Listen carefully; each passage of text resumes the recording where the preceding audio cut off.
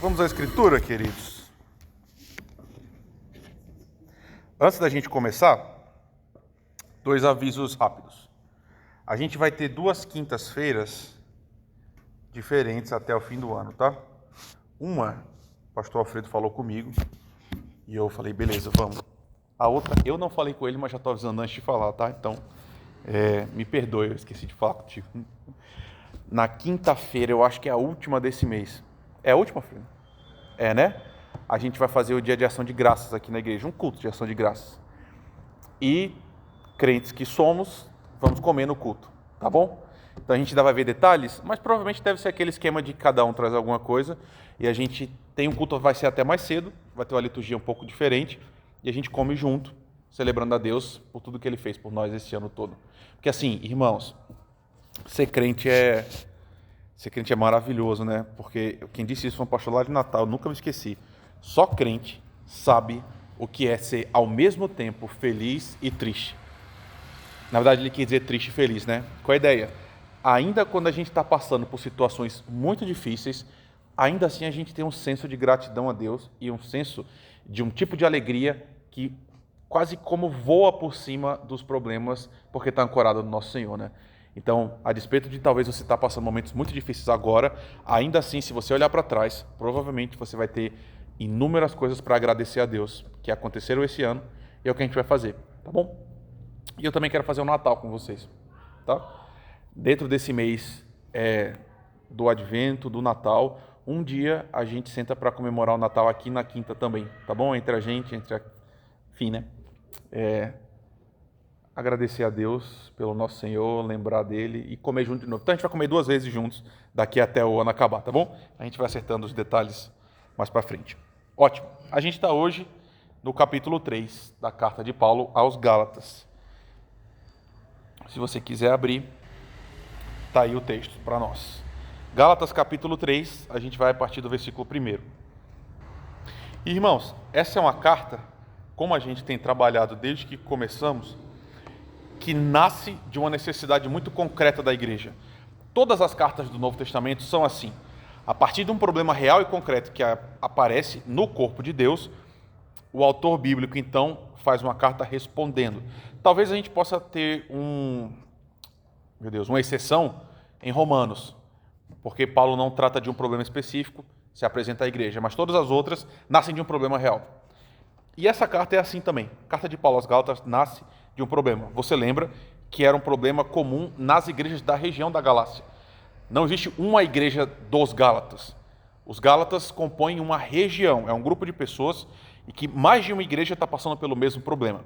Então Paulo escreve para falar a esses irmãos. Só que eu gostaria de chamar a sua atenção, você já está caminhando comigo, você percebe que é um texto bastante difícil. Não de entender, mas é um texto difícil porque ele nasce de um sem fim de conflitos. A igreja está vivendo um conflito. A igreja está vivendo um momento difícil. Então é um texto também difícil. Na semana passada a gente viu um problema enorme, né? Que surgiu de um embate direto entre Paulo e Pedro. 2 apóstolos importantes demais para a igreja.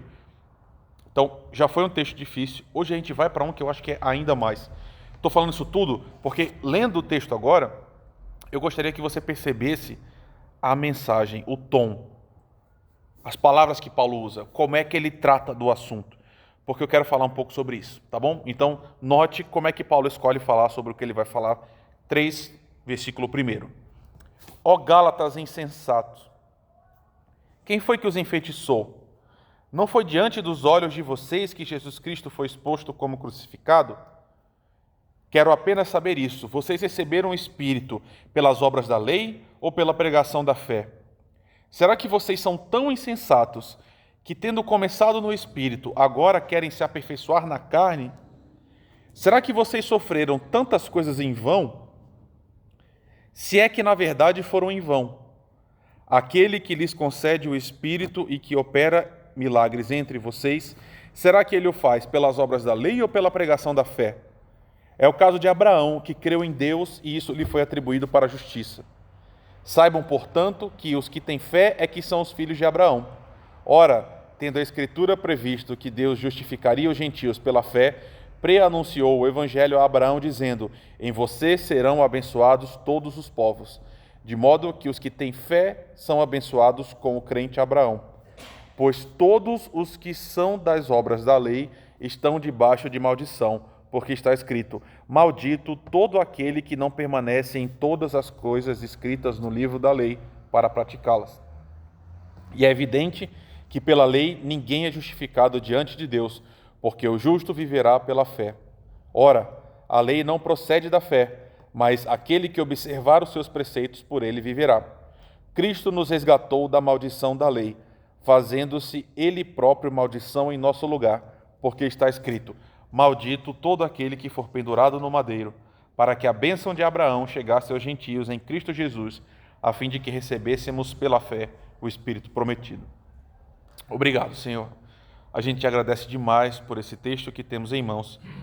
E te agradecemos, Senhor, porque nessa nossa jornada de fé, a gente precisa de reorientação, e o Senhor faz isso a partir de textos como esse, Senhor. Nós te pedimos, Deus, que esse texto de novo nos leve a Ti, nos inspire, Senhor, nos leve para perto do Senhor, para que a gente tenha a nossa vida organizada e estruturada ao Teu redor, Pai. Nos livra, Senhor, por favor, de uma fé que é morta. Nos livra da gente inventar o nosso Jesus, a nossa igreja. Que nós sejamos um povo que tem o coração que está conectado com o Senhor. Que a gente obedeça ao Senhor. E que aquilo que o Senhor fale, a gente receba como ordenança para as nossas vidas. E vivendo a partir das ordenanças, que a gente tenha a vida mais feliz possível, Pai. Então nos ajuda a ser santos, da forma como o Senhor nos criou para ser santos. É o que eu te peço, Senhor, no nome precioso de Jesus. Amém. Então, irmãos, a gente tem um texto que um pastor envia para um conjunto de igrejas para resolver um problema. Que problema era esse? As igrejas tinham nascido a partir da viagem evangelística de Paulo. Paulo vai pregando, enquanto ele prega, pessoas se convertem. Essas igrejas vão se organizando, e aí Paulo vai embora. Tendo ido embora, vieram falsos irmãos, trazendo um evangelho que Paulo está chamando de falso evangelho, dizendo que aquele que prega esse evangelho seja amaldiçoado, e por isso, então, ele escreve para que os gálatas se recoloquem de novo na fé, que eles olhem para o evangelho de novo, e olhando para o evangelho, olhando para Jesus Cristo, sejam reorientados. Ótimo. Só que, irmãos, eu queria conversar com vocês algo que, obviamente, quanto mais a gente caminha, né, na fé, e eu especificamente no pastorado, salta aos meus olhos. Olha como é que Paulo fala, irmão, no começo do capítulo 3. Ó Gálatas insensatos. Irmãos, como é que você coloca essa palavra usando outras palavras? Como é que você traduz isso? O que Paulo está falando aqui? Só com vocativo. Ingratos. Hã? Burro.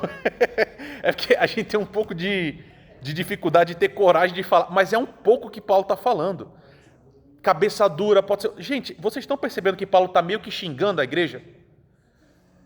Ele está falando, olha, ó Gálatas, até tem uma linguagem meio poética, né? Ó Gálatas insensatos. Ele está escrevendo para a igreja, está falando assim, gente, desculpa, irmãos, mas é como se ele falasse assim, gente, você não tem juízo, não? Cadê a capacidade de vocês de olhar para a vida e organizar a vida? Que loucura é essa? Logo depois ele continua dizendo o seguinte, quem foi que enfeitiçou vocês? Como é que funciona um feitiço, irmãos? Vocês, obviamente, eu imagino que você nunca foi até um feiticeiro para pedir nada, mas você assistiu os filmes. Qual é a ideia de um feitiço? Algo da realidade é transformado para parecer o que não é. Então sempre tem, né? A maçã que está enfeitiçada, parecendo muito bonita, mas que contém nela veneno e leva para a morte. Então, o que Paulo está falando é o seguinte, olha, alguém enfeitiçou vocês estão enfeitiçados. Vocês estão olhando para a realidade, estão enxergando a realidade, mas não vendo a tal qual ela se apresenta. Vocês estão vendo de maneira corrompida. Por quê? Alguém colocou um feitiço em vocês. Então, antes da gente comentar exatamente o que Paulo está falando, eu queria comentar sobre esse ofício pastoral. Sabe, irmãos, por que isso aqui virou Bíblia? Essa carta é a palavra de Deus revelada para nós. Ótimo. Você a recebe porque você está falando assim, caramba, realmente, Jesus falou. Só que note, quando essa carta surge no começo, no seu primeiro contexto de produção, e é recebida pela igreja dos Gálatas, o pastor está xingando a igreja, irmãos. E eu acho que você está entendendo o que eu estou querendo dizer, né? Ele não está xingando a igreja de maneira pejorativa, não é isso. Mas o que eu quero chamar a sua atenção é, a linguagem é muito contundente, irmãos. Uma bronca, mas não é só uma bronca, Luquinhas. É uma bronca muito forte. E aí, é óbvio, irmãos, que eu imagino que você entende que o tom da carta é forte, é incisivo, porque o que Paulo está enxergando na igreja, na prática da igreja, é um perigo muito intenso. Então ele precisa mostrar para a igreja que, olha, vocês precisam prestar atenção real no que eu estou falando. Só que o que eu quero dizer? Irmãos, eu não sei, talvez a gente possa conversar sobre isso, mas, sabe, eu acho que hoje o que a gente está... Vocês sabem que eu tenho uma crise profunda como a igreja se apresenta hoje no Brasil. O que eu quero dizer para você é o seguinte, meus irmãos. O melhor médico para você é o médico que vai dizer para você exatamente qual é o seu problema. Você concorda? Por mais que seja ruim de ouvir. Se você tiver com uma doença muito grave e você for ao médico e esse médico estiver muito preocupado com como você vai se sentir e qual é a imagem que você tem dele mesmo e não falar para você o que você está sentindo, o que você está experimentando, o que vai acontecer com você, meu irmão? Inevitavelmente você vai morrer. Só que, por que eu estou falando isso? Gente, eu acho que a gente está vivendo um momento muito perigoso, irmãos. Enfim, eu não quero perder tanto tempo nisso. Mas sabe, depois que as redes sociais surgiram, depois que agora você tem um número de seguidores, e depois que o evangelho foi para a televisão, bem para trás, né?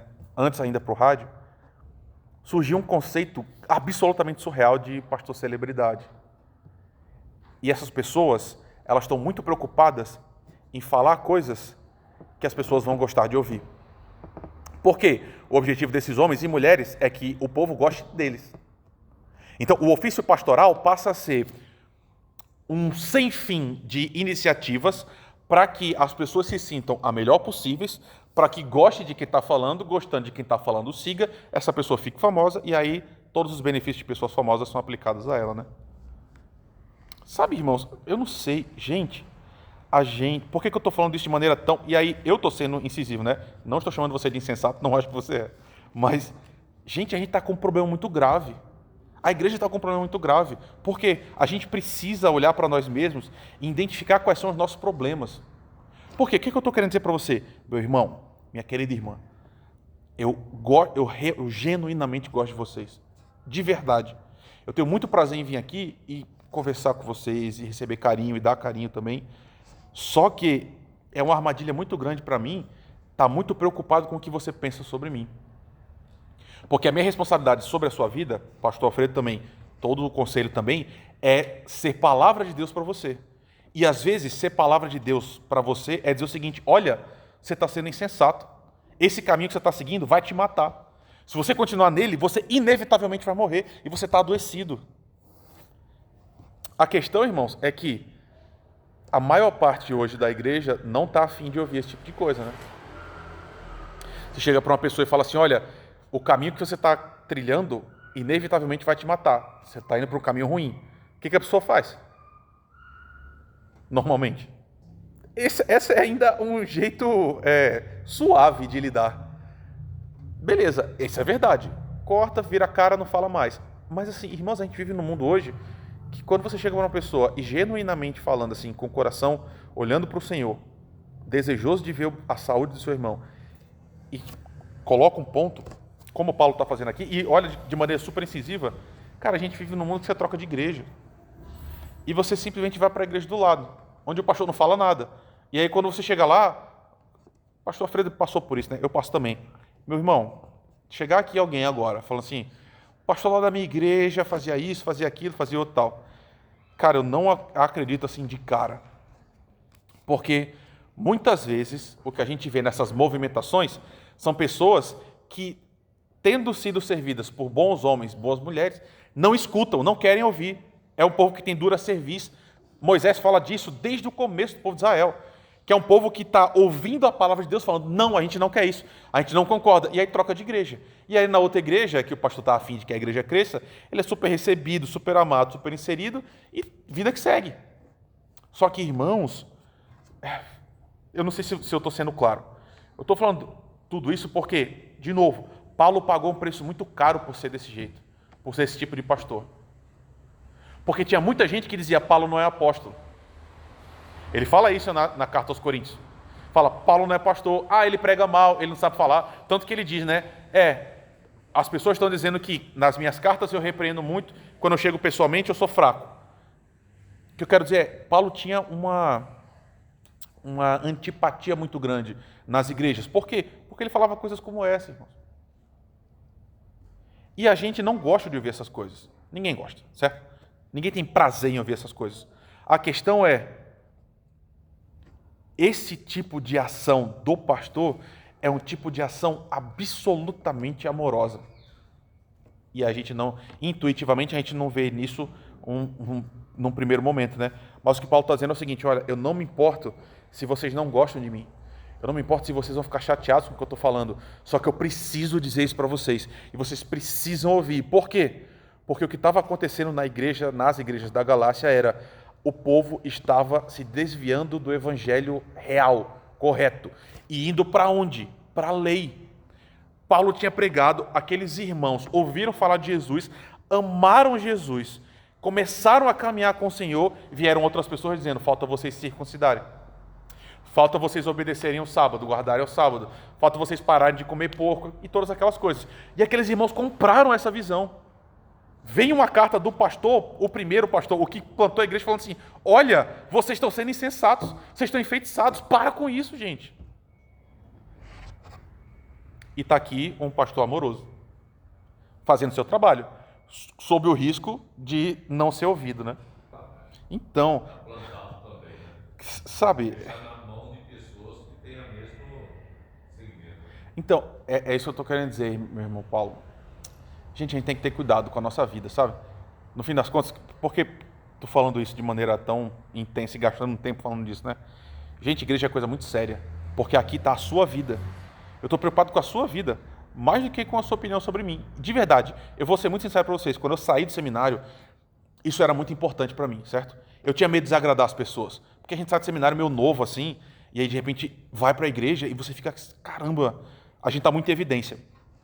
Mas com tudo que aconteceu na minha vida, hoje para mim é muito claro, meus irmãos, que tipo assim, caramba, Jesus um dia vai requerer a sua vida de mim. É claro, eu não sou responsável pelas decisões que você toma, claro que não, mas eu vou ser responsável por ter falado para você o que você precisava ouvir, quer você queira ouvir, quer você não queira ouvir. E sabe, muita gente não gosta das coisas que eu falo, e não gosta de como eu falo as coisas, e eu entendo isso, e assim, eu não estou dizendo que eu acerto também todas as vezes, é claro que a gente pede perdão. Contudo, meus irmãos, o Evangelho do Senhor Jesus Cristo é muito central para o que a gente continua caminhando. É muito importante isso. Por isso que a gente está aqui de novo, e de novo, de novo. E está aqui porque eu estou querendo mostrar para vocês. Vamos passar disso. Mas, notem, Paulo está muito preocupado com a igreja, muito preocupado com a vida da igreja, com o coração da igreja. E por isso ele fala, gente, vocês estão indo pelo caminho terrível. E ele diz para eles, quem foi que enfeitiçou vocês? Jesus Cristo não foi exposto diante dos olhos de vocês? Jesus morreu na Galácia, irmãos? Não, Jesus morreu em Jerusalém. Então por que Paulo está falando? Jesus Cristo foi exposto diante dos olhos de vocês. Existe um ditado árabe muito antigo que diz, os ouvidos como se fossem olhos. A ideia de você contar uma história de uma forma tão viva a ponto de quem está ouvindo consiga ver a imagem. É isso que ele está falando. Ele diz, a gente pregou Jesus para vocês da forma como a gente viu. A gente falou, e é quase como se vocês tivessem visto com os olhos mesmos de vocês. Vocês viram que Jesus morreu, ele foi crucificado. E aí ele diz, eu quero saber apenas uma coisa, vocês receberam o Espírito pelas obras ou pela pregação da fé? Irmãos, a igreja da Galácia, aqueles crentes tinham o Espírito de Deus. Sabe por quê? Porque todas as pessoas que se convertem, aceitam o Senhor, têm o Espírito de Deus. Deus habita em todos os crentes, certo? Você não precisa de um segundo batismo, você não precisa de uma experiência mística com Deus para que você tenha o Espírito. Se você ama o Senhor, se você aceita o Senhor, se você vive com o Senhor, você tem o Espírito de Deus. A pergunta de Paulo é, você já tem o Espírito? Vocês receberam ele por quê? Porque vocês cumpriam muito a lei? Ou porque vocês creram? Essa é a ideia. Aquilo que você tem na sua vida, Jesus ama você hoje, porque você obedeceu a lei de forma perfeita no passado. Você recebeu as bênçãos de Jesus, você tem o Espírito vivendo em você, você tem aqui essa comunhão da igreja.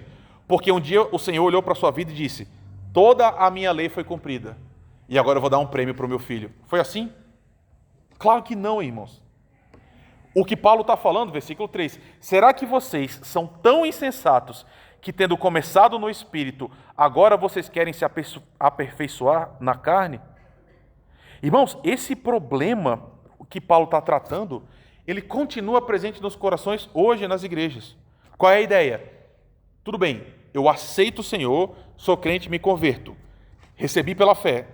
Só que agora, para me manter na fé, agora para continuar caminhando, eu faço isso a partir do meu próprio esforço, a partir da carne. Que era o que os irmãos da Galácia estavam fazendo. Começaram pela pregação da fé, começaram acreditando em Jesus Cristo, recebendo o Senhor, e a partir dessa crença, conectados com o Senhor. Só que agora a responsabilidade é minha. Como é que isso se manifesta hoje? Gente, é tão comum ouvir isso. Olha, eu estou olhando para a minha vida e eu sou crente, certo? E aí, o que eu tenho que fazer para ser crente? O que um crente faz? Muitas pessoas respondem o seguinte: olha, eu preciso manter as minhas disciplinas para que o Senhor me aceite. Então, para isso, eu preciso orar mais. Eu preciso jejuar mais. Eu preciso cantar mais. Eu preciso ler mais a Bíblia. E aí todas essas disciplinas, elas começam, ao invés de libertar, a aprisionar a gente numa relação com Deus que depende do nosso desempenho. É como naquele dia, irmãos, voltando à sua experiência de conversão, de salvação. Você chega, o Senhor te acolhe, te aceita, te abraça. Você entra numa relação com Ele, mas a partir de agora a responsabilidade é sua. Assim era a pregação na igreja da Galácia. Tendo começado no Espírito, eles agora querem se aperfeiçoar como? Na carne, se esforçando. Então, eu, ao invés de ser um crente relapso como esses outros, eu leio a Bíblia toda vez, pelo menos uma vez por ano. E aí, eu quero ser mais santo. O que eu faço? Agora eu leio 2 vezes no ano. Agora eu leio 3 vezes no ano. Agora eu leio 6 vezes no ano.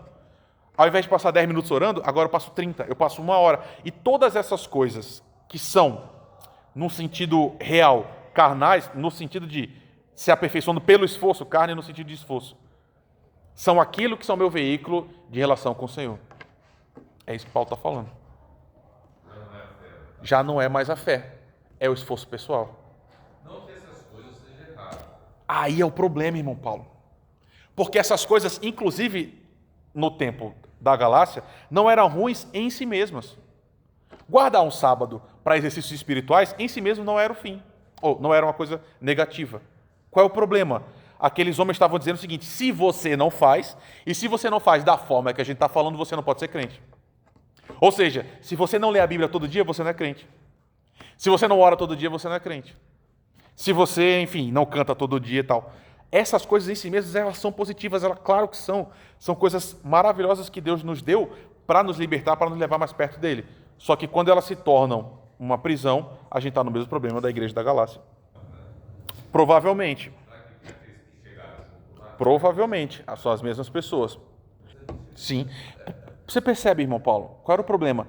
O pessoal de Jerusalém, que eram os judeus que andavam com Jesus, assim, concretamente, fisicamente, enquanto ele estava aqui, eles também são aqueles que descendem dos núcleos mais duros do judaísmo. Agora que eles se convertem, a questão que eles estão lidando é essa. E agora? Onde é que está o nosso judaísmo na nossa expressão nova de fé? E eles estão dizendo para os outros: vocês não podem ser cristãos se vocês não forem como nós somos. Então, continuar indo ao templo não era um problema. Continuar guardando o sábado também não. Continuar não comendo também não. Só que o que Paulo vai falar é: essas coisas não têm poder em si mesmas para aperfeiçoar ninguém. Porque não é por aí. É pela fé única e exclusivamente no nosso Senhor Jesus Cristo. Olha só. Olha como vai longe isso. Irmãos, de novo, Às vezes eu sinto uma certa aflição, porque essas coisas parecem estar muito distantes das nossas vidas. Porque assim, ninguém veio aqui dizendo para você que você tem que guardar o sábado para ser crente.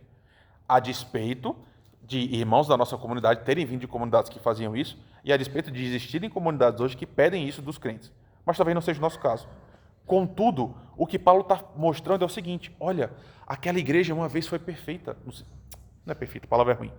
No começo, aquela igreja estava indo bem, estava caminhando bem. Eles entenderam a mensagem, receberam a mensagem com alegria, receberam o Espírito Santo. No versículo 4, ele diz assim: será que vocês sofreram tantas coisas em vão? Aquela igreja começou a ser perseguida e passar por perseguição também, como as outras igrejas. Só que depois de um tempo, com essas adições, a igreja foi se perdendo, irmãos. E aí, queridos, eu tenho uma aflição grande, né? Porque a nossa igreja, ela tem um início que eu acho muito salutar. A gente, de fato, é uma comunidade que nasce a partir de um movimento que recupera grandes verdades da Bíblia e que restaura o culto, restaura a relação com Deus. E isso é ótimo. Só que a gente tem que olhar para a nossa própria vida e olhar para a igreja da Galácia e perceber o seguinte: nós só continuamos no caminho correto na medida em que a gente volta para esses assuntos e vai corrigindo os nossos caminhos. Porque eles começaram bem, só que eles se desvirtuaram bastante. O que Paulo está falando? Olha, por que eles sofreram perseguição? Por que a igreja da Galácia foi perseguida? Eles só eram perseguidos por causa da sua identificação com Jesus Cristo. A perseguição vinha por causa de Jesus. Então, se eles fossem judeus, como esses judeus aqui estavam sugerindo que eles fossem, eles não seriam perseguidos lá no começo. Por isso que Paulo está falando: bem, se vocês estão querendo se tornar judeus agora, tudo que vocês fizeram antes foi em vão. Bastava que vocês fossem judeus desde o começo, vocês não teriam sido perseguidos. Então, note até onde foi o problema. É muito intenso o que estava acontecendo lá, diz o versículo 5. Aquele que lhes dá o seu Espírito opera milagres entre vocês, realiza coisas pela prática da lei ou pela fé com a qual vocês receberam a palavra. As bênçãos de Deus no meio de vocês vêm porque vocês obedecem muito a Deus ou porque vocês creram na pregação a partir da fé de vocês? E sabe, irmãos, me diga sinceramente, isso não passa pelo seu coração também? Se você peca, você diz: eita, acho que Deus não vai me abençoar mais não. E se você tem uma parte da sua vida que você está indo relativamente bem aos seus próprios olhos, você diz: não, agora o Senhor vai me abençoar. Por quê? Porque eu estou cumprindo o que eu tenho que fazer.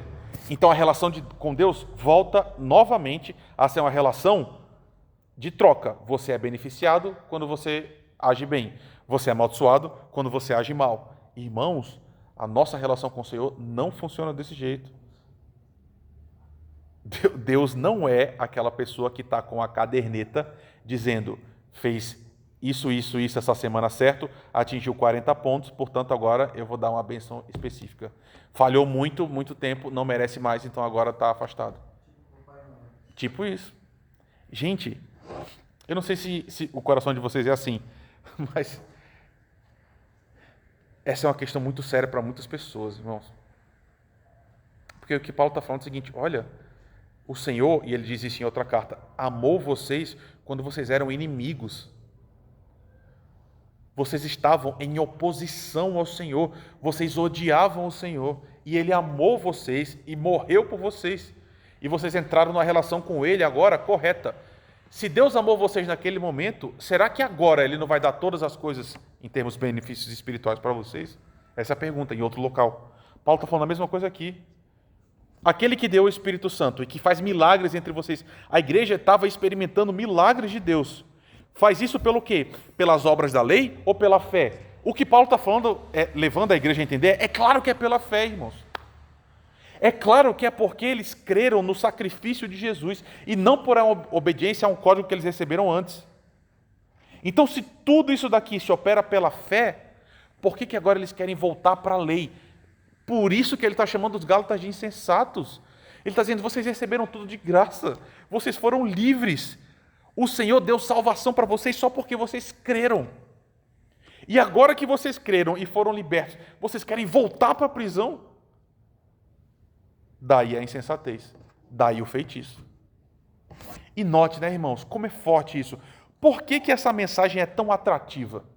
Por que alguém chegar e colocar regras toca tanto o coração das pessoas? E por que é assim até hoje? É outra forma de perguntar. Por que o legalismo é tão forte? Sabe, irmãos, de muitas explicações, e muitas delas verdadeiras e corretas. Uma grande é, a gente gosta, irmãos, de conquistar as nossas coisas. Você provavelmente tem muita dificuldade com a graça de Deus, porque, no fundo, a gente quer ter algum tipo de participação no favor que a gente recebe. Sabe? Ser de graça, ser totalmente de graça, você não contribui nada com sua própria salvação, no fundo te ofende, mesmo que você não perceba isso. Por isso que a gente gosta tanto de um sistema que é o seguinte, a gente consegue medir quem que está melhor, quem que está fazendo, assim, quem que consegue cumprir mais, quem é o mais perfeito. Porque no fundo, a gente quer dizer para o Senhor, está vendo, Deus, o que eu fiz? Que é, repetindo, né, aquela ideia que Jesus conta, aquela parábola do publicano e do fariseu. O cara entra na igreja e diz, Senhor, muito obrigado porque eu não sou igual a essa pessoa. O que está no coração? Eu cumpro melhor, eu lido bem, eu estou conseguindo desempenhar bem a fé e eu estou grato porque eu não sou igual a esse cara, que é um publicano, que é um pecador, que é um miserável. Obrigado porque eu já andei bem. E o outro está orando como? Senhor, eu não tenho direito nem de ficar em pé aqui, eu nem devia estar aqui. Por favor, tenha misericórdia de mim. E aí Jesus diz, um sai de lá justificado, o outro não. Esse tipo de religião, irmãos, é simplesmente a mais sedutora para o coração humano. Alguém muito mais inteligente que eu já disse que existem duas religiões no mundo só. A religião das obras e o evangelho. Só.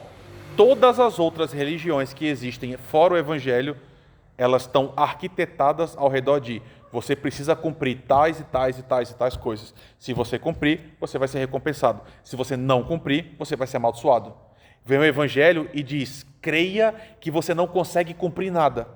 Você não consegue ser quem você devia ser. Meu irmão, eu tenho conversado com algumas pessoas daqui e elas falam, pastor, está acontecendo isso na minha vida, tem esse pecado que eu não consigo ultrapassar e por causa disso eu acho que o Senhor não me ama tanto. Eu sinto que eu estou em algum ruído com Deus. É exatamente assim que a nossa fé se opera, irmãos.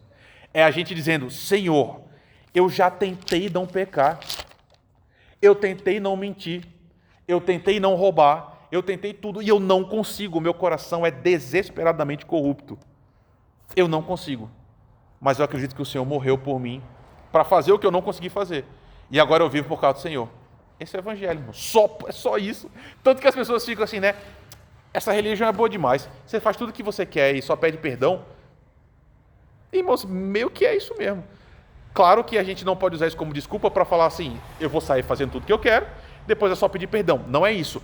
Mas no sentido oposto, é exatamente isso. Teve uma senhora que eu encontrei há muito tempo, que a gente estava conversando, e aí surgiu uma notícia assim, daquelas absolutamente chocantes, né? Um crime absolutamente terrível, uma coisa de que deixa a gente enojado. E aí essa pessoa disse para mim claramente, falou assim, eu sei que eu sou pecadora, mas eu não sou pecador igual essa pessoa é pecadora. Eu não faria isso. Eu não sou assim, isso não está no meu coração.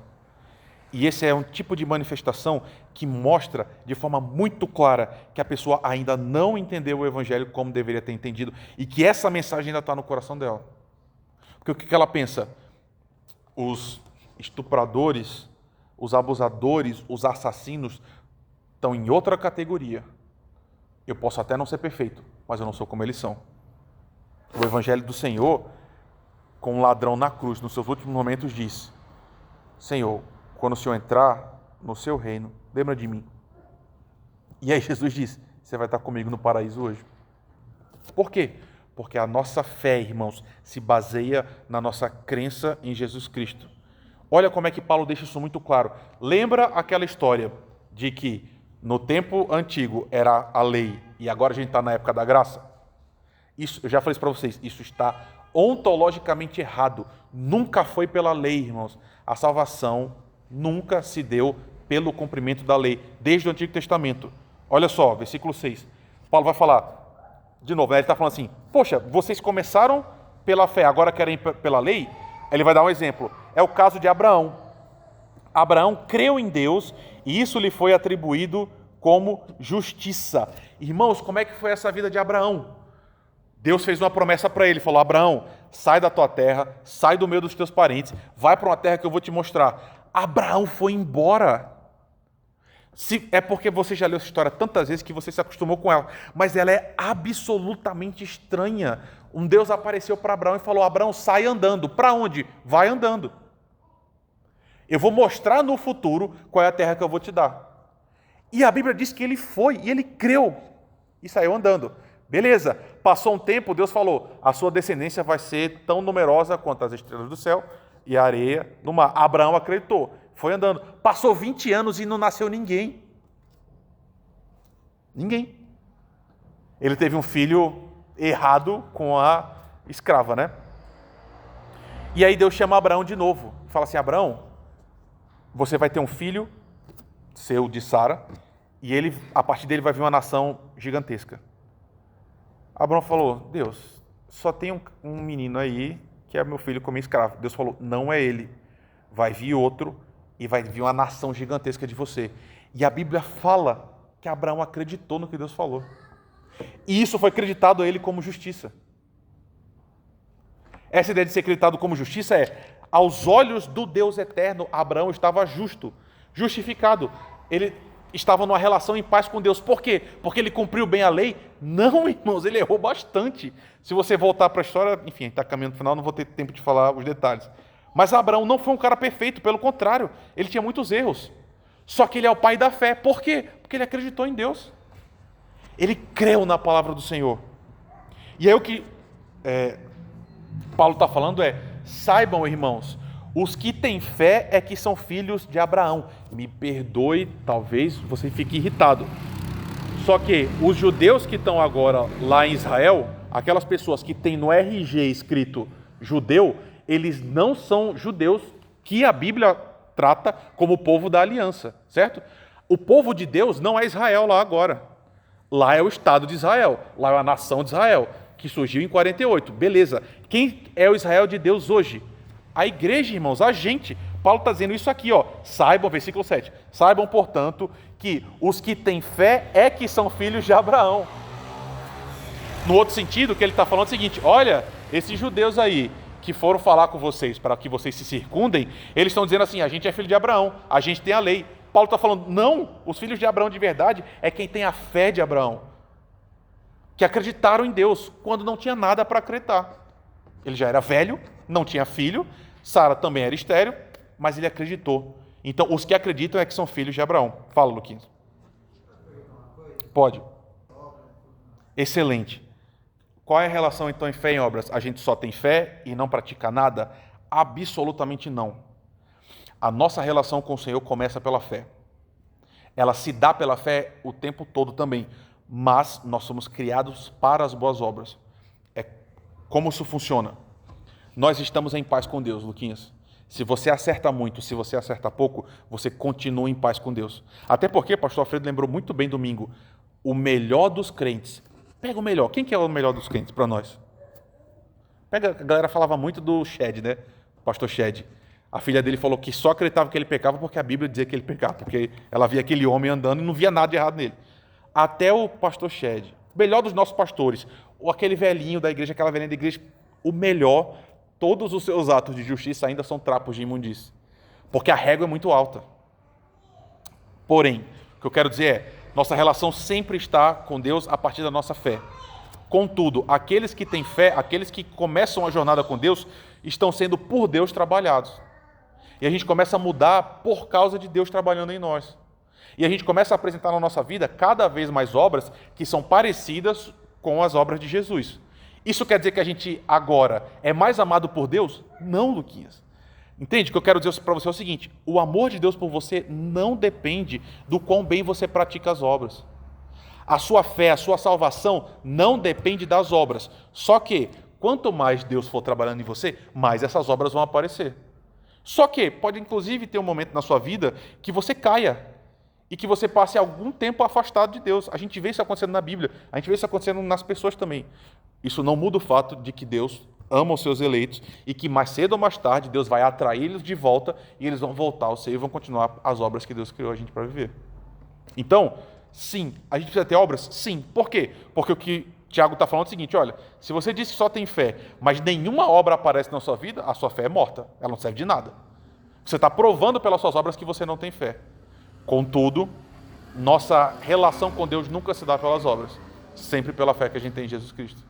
E sabe, irmãos, eu vou terminar com isso, tá? Eu tive muito problema com esses textos, sabe? Eu fui uma criança que cresceu. Meus pais, eles não tinham muita instrução nesse tipo de evangelho que a gente está falando. Meus pais vieram de uma igreja muito legalista, que colocava nessas práticas morais o centro da fé. O que é crente? É aquele que se veste assim, é aquele que canta essa música. Quem que é crente? Aquele que anda assim, vai para aqueles lugares, que não vai para aqueles e tal. Eu tinha muito medo de Deus. Eu sempre tive muito medo de Deus. Criança isso, eu tinha 6, 7 anos. Porque eu olhava e falava assim, caramba, eu não consigo fazer o que eu tenho que fazer. Se é para ser perfeito, eu olhava para o meu próprio coração e eu via as inclinações, meus pensamentos, minhas ações, e eu falava, eu não consigo ser assim. O que eu fazia? Eu vou conseguir mais agora. Aí eu falei, eu vou orar mais. E eu ficava orando mais. E eu agora eu vou jejuar. E não conseguia, só piorava. Até um dia que eu comecei a encontrar a fé real no Senhor e entender o Evangelho. E eu lembro demais que eu li um livro, que eu acho que é A Justiça Divina. Pastor muito antigo, escocês, século XIX. Ele disse uma coisa, até a nossa fé não pode entrar numa lógica de merecimento. O que eu quero dizer? Só é crente que tem aquela fé imperturbável, aquela fé inabalável. Ele chamou minha atenção para, na travessia do Mar Vermelho, alguns israelitas estavam marchando triunfante na frente do exército e dizendo, Deus está nos salvando. Outros passaram morrendo de medo, olhando para as paredes, falando assim, será que eu vou até o final? Será que isso aqui vai fechar sobre mim? Mas passaram também, acreditando na palavra do Senhor que disse, eu vou levar você para o outro lado. O que eu quero dizer com isso? Sabe, irmãos, eu também tive muitos pastores que os caras pareciam uns heróis assim. O cara nunca duvidava, a fé do cara era sempre perfeita, ele era um herói da fé. E a minha fé não era assim, eu falava assim, Deus, será que o Senhor me ama mesmo? Será que o Senhor está comigo? Mas eu comecei a aprender, a partir inclusive da Escritura, que até a nossa fé frágil, irmãos, nossa fé fraca, ela é suficiente para que a gente tenha uma relação com Deus, porque nessa relação Ele é que é o forte, irmãos. O poder é dEle, a glória é dEle, Ele que nos alcança. Então assim, meus queridos, nunca deixe que seu coração seja enfeitiçado para um tipo de fé que diz, você só é amado se você fizer tais e tais e tais coisas. Ou se você está caminhando mal, se você tem dúvidas, se você está titubeante, se você é triste, Deus não te ama, você não é crente, você não tem paz com esse povo. Queridos, o nosso Senhor é o Senhor dos que têm fé fraca mesmo.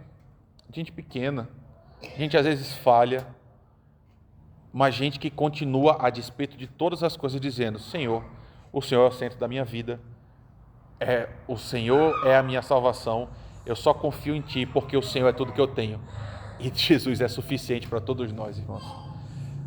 No fim das contas, o que eu quero chamar vocês vamos olhar de novo para o Evangelho, para a nossa vida e cuidar que na nossa igreja a gente não tenha um tipo de fé que vai nos afastando do Evangelho, mas que a gente sempre volte para Jesus com a fé, só. Fé é o que a gente tem. Acreditar que o Senhor morreu por nós, que o sacrifício dele é suficiente e que isso nos coloca numa relação absolutamente harmônica com ele. Romanos, última coisa, Romanos capítulo 5, versículo 1. Eu não quero dizer de cabeça porque a composição do texto é tão linda que eu quero te lembrar disso hoje à noite. Olha o que Paulo fala em Romanos, né, sobre a fé. Qual é o resultado da fé? Diz o texto, justificados, pois, mediante a fé, nós temos paz com Deus por meio de nosso Senhor Jesus Cristo, pelo qual obtivemos também acesso pela fé a esta graça na qual estamos firmes e nos gloriamos na esperança da glória de Deus. Você está em paz com Deus, meu irmão. Isso é a coisa mais importante do mundo. Hoje você pode dormir tranquilo sabendo que você está em paz com Deus. E a esperança da glória de Deus lhe atinge porque você tem fé em Jesus Cristo. Você acredita que Ele morreu por você e que o sacrifício dele é suficiente para nos colocar de novo na relação com o Senhor. Vamos orar? Muito obrigado, Senhor.